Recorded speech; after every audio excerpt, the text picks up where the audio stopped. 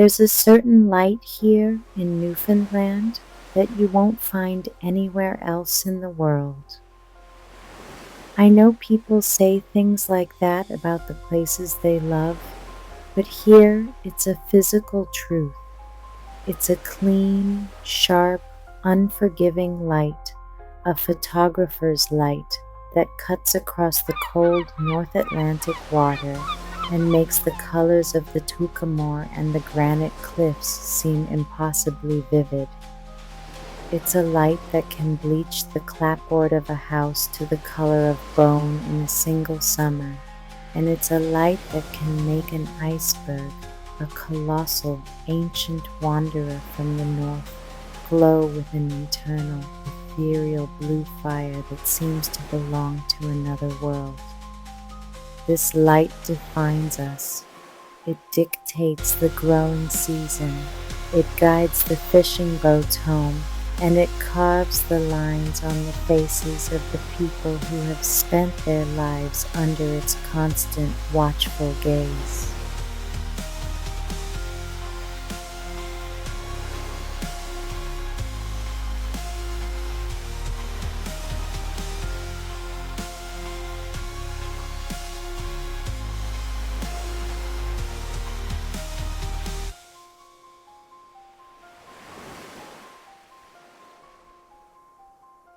Good evening, dear wanderers of the night. Welcome to Salty Slumber Stories, where the whispers of the sea carry tales from forgotten shores to cradle you into dreams. I'm your host, and tonight we'll drift together into the misty history of Bloody Bay, Newfoundland, a place where the waters run deep with secrets and the winds sigh with the echoes of those who came before.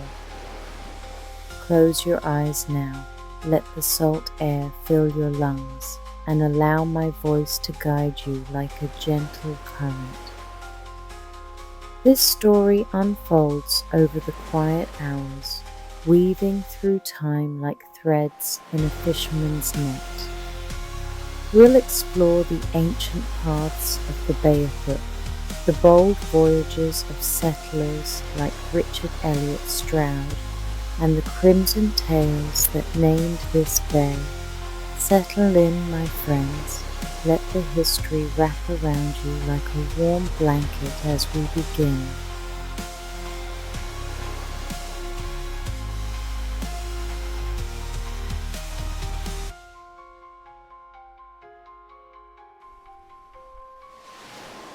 Imagine, if you will, the rugged coastline of Newfoundland, where the Atlantic Ocean meets the land in an eternal embrace. Bloody Bay, nestled in what we now call Bonavista Bay, is a serene inlet today, but its name holds a shadow of the past.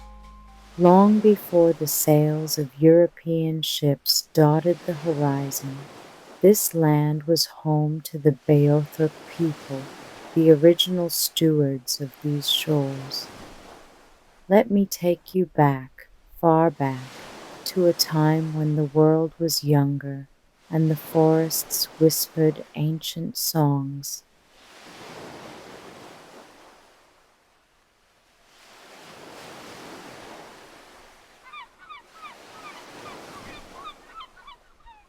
The Beothuk, oh, what a resilient and mysterious folk they were. For thousands of years their ancestors roamed this island, living in harmony with the rhythms of the seasons. Archaeological whispers from sites like the beaches, right there on Bloody Reach, tell us of human presence stretching back 5,000 years or more. The maritime archaic people came first, those early hunters who built their lives around the bounty of the sea, seals gliding through icy waters, shellfish clinging to rocks, seabirds wheeling overhead in vast swirling flocks. They camped on coastal bluffs, their tools carved from stone, their fires warming the night as stars blanketed the sky.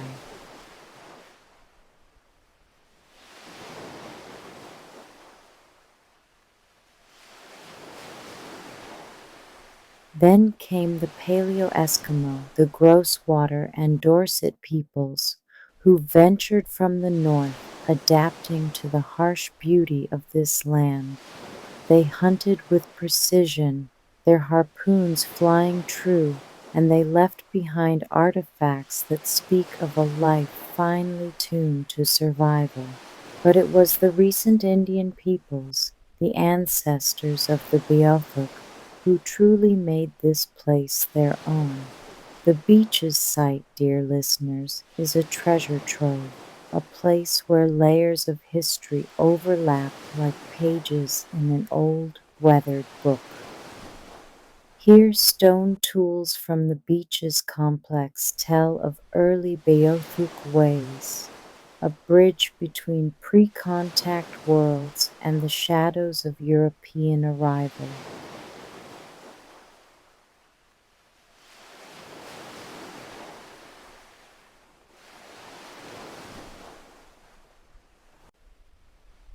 The Beothuk themselves were nomads of the wild, moving with the grace of the caribou they hunted. In spring and summer they dwelled along the coast, their birch bark canoes slicing through bays like Bloody Bay itself. They pursued seals and seabirds, their arrows swift and sure, and feasted on salmon leaping in the rivers. Come fall and winter, they retreated inland to the sheltering forests where they trapped furs and gathered berries, their mamatiks, those conical dwellings of birch and hides, dotting the landscape like quiet sentinels. They painted their bodies and tools with red ochre, a sacred pigment that gave them their name, the Red People, and perhaps protected them from the spirits of the wild.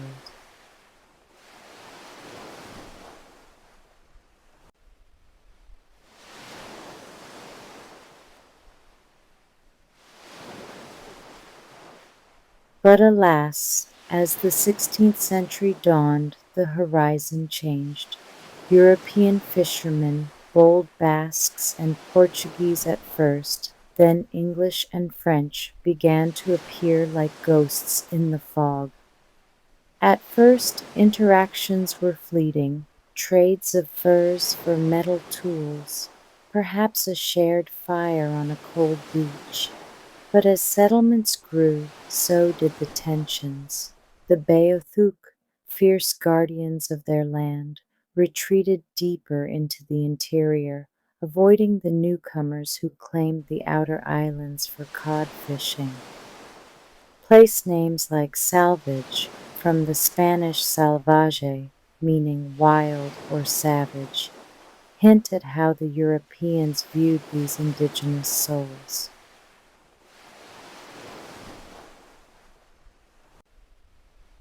In Bonavista Bay, sites like Sandy Cove, Sailor's Island, and Bloody Bay Cove bear witness to Beothuk life well into the 18th century. At Bloody Bay Cove they quarried rhyolite, that fine-grained stone, shaping it into tools with patient hands.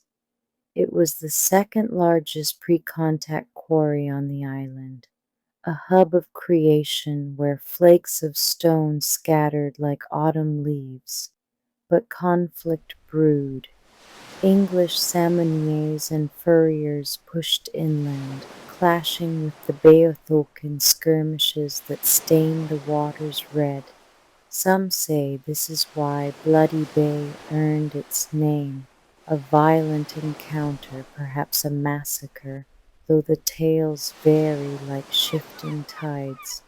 One legend speaks of a family of 11 settlers slain by Beothuk warriors, their blood mingling with the bay's waves. Others whisper of Beothuk losses, driven by desperation as their lands shrank.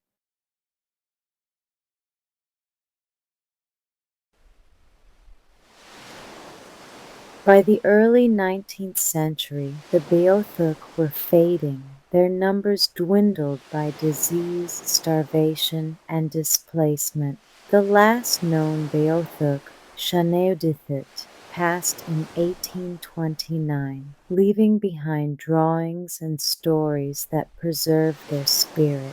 As you drift now, imagine their campfires flickering on the shore, the sound of laughter carried on the wind. They are gone, but their legacy lingers in the soil, in the stones, in the very name of Bloody Bay. Sleep easy, knowing their history endures.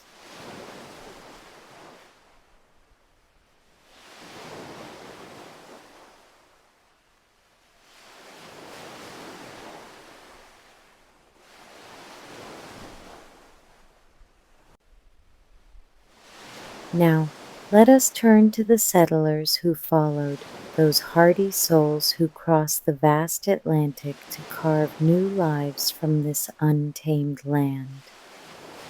Among them was Richard Elliot Stroud, a young man whose story is woven into the fabric of Bloody Bay like a sturdy thread.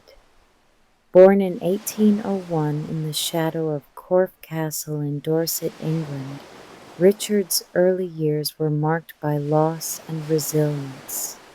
His father, John Stroud, passed away when Richard was just 12 years old, leaving a void in the family home. They lived in Corfe Castle, that ancient fortress perched on a hill like a watchful giant, its stones holding centuries of tales.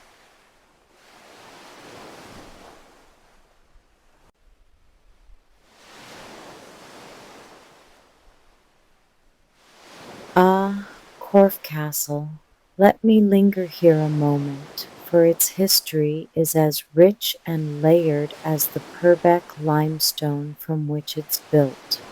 Constructed in the early 1100s by Henry III, son of William the Conqueror, it was one of the first stone castles in England, a symbol of Norman power rising from the earth and timber strongholds of the time. Imagine the masons toiling layer by layer, the keep climbing skyward at 3 to 4 meters a year until it stood proud by 1105. Kings like John and Henry III poured fortunes into it, over 750 for the Gloriette in the Inner Bailey, towers modeled after grand Norman designs. It served as a prison for nobles and royals. Eleanor, the fair maid of Brittany, languished there for decades. Scottish hostages paced its halls, even a daring escape by Savary de Montléon, who drugged his guards and fled into the night.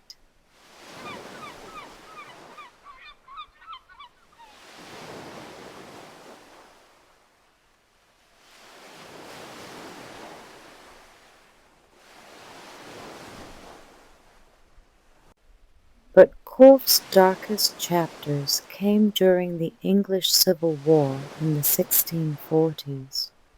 A royalist stronghold owned by Sir John Banks, it was defended heroically by his wife, Lady Mary Banks. Brave Dame Mary, they called her.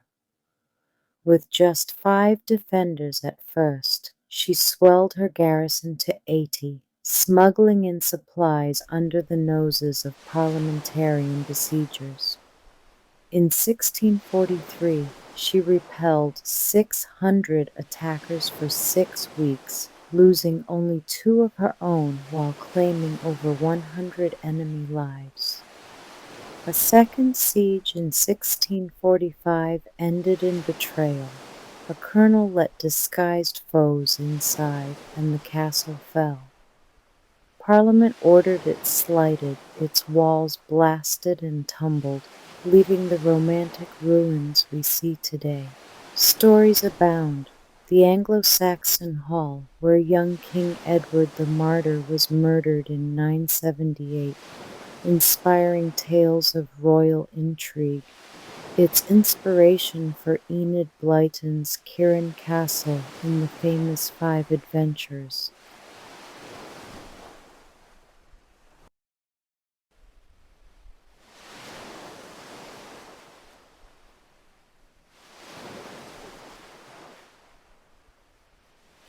Young Richard grew up amid these echoes, perhaps wandering the castle's grounds, dreaming of far-off lands. But tragedy struck with his father's death. His mother, Susanna, remarried, and the family estate passed to her new husband, leaving Richard bitter and adrift.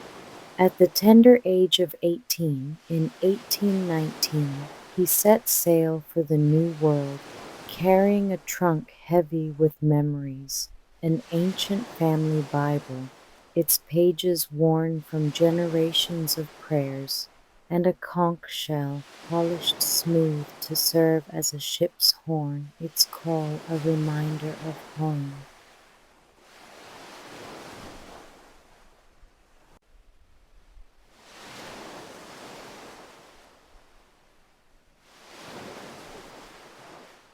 He arrived in Newfoundland drawn to the promise of its waters teeming with salmon and cod.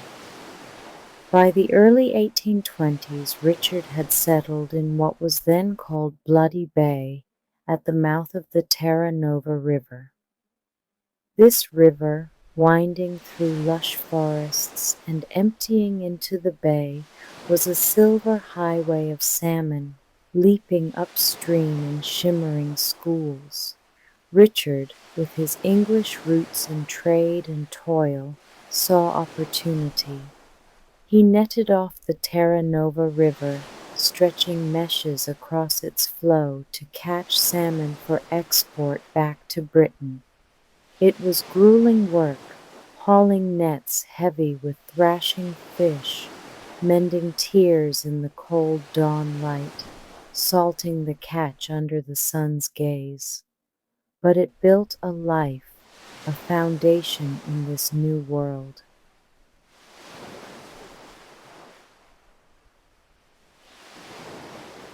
Richard married Deborah Viney Smith, and together they raised a family in the bay's embrace.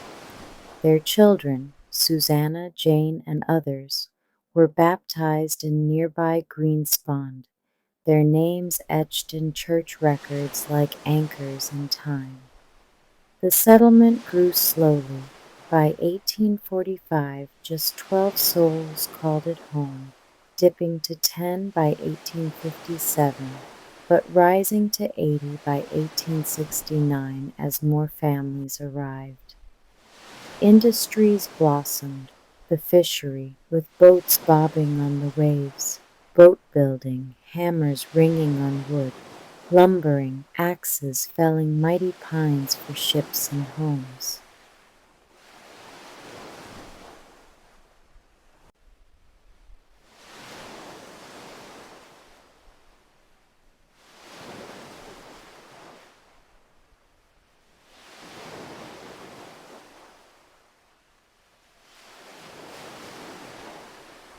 Among these industrious folk were members of the sweet apple family, who traced their roots back to England and first planted them on the windswept Gooseberry Islands, further out in Bonavista Bay. Fade out with those islands were a harsh cradle, small, rocky outposts battered by relentless North Atlantic gales, where the sea clawed at the shores and winters bit deep into the bone. It was there, in that unforgiving environment, that the sweet apples honed their renowned skills as boat builders, crafting sturdy vessels from local timber that could brave the treacherous waves and carry fishermen safely through storms. Generations of sweet apples, names like Giles, Benjamin, and Edward echoing through family trees. built boats that became lifelines for coastal communities. As the years turned, some ventured inward to Bloody Bay, bringing their expertise to the growing settlement, where their handiwork helped expand the fleet and bind the community tighter to the sea.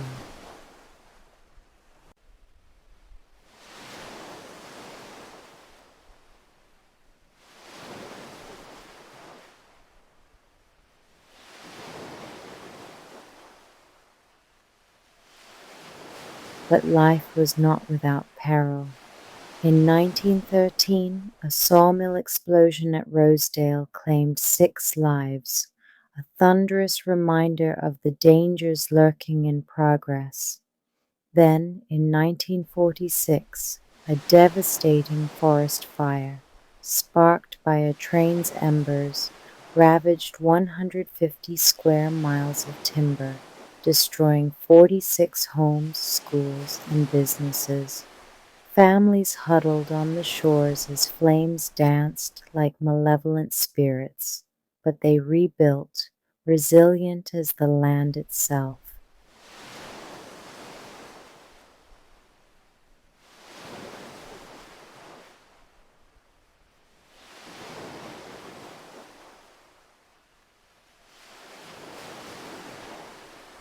Bloody Bay's name, as I whispered earlier, stems from those shadowed conflicts. Reverend William Wilson noted in the 1820s that it was a former Beothuk habitation, and tales of a massacre, a family of 11 cut down, or perhaps Beothuk blood spilled in retaliation, clung to it like mist. By 1894, with the railway's iron tracks snaking through, it was renamed Alexander Bay, shedding its crimson past. Later, in honor of Governor Sir John Hawley Glover, it became Glover Town, a thriving town where Richard's descendants still walk the streets today.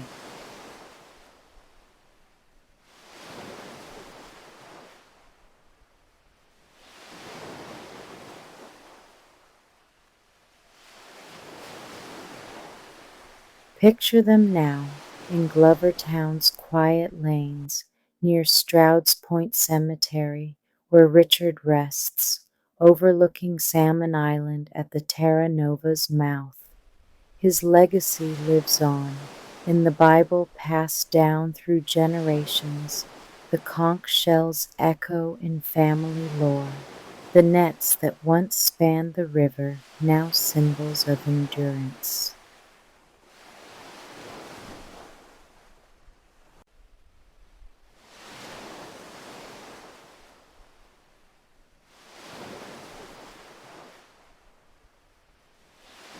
As the hours slip by, let these stories settle over you like falling snow, the Beothuk's canoes gliding silently, Richard's ship cutting the waves, the castle's stones slowly eroding into dust. Bloody Bay invites you to dream. Good night, dear listeners. May your slumber be as deep as the bay itself.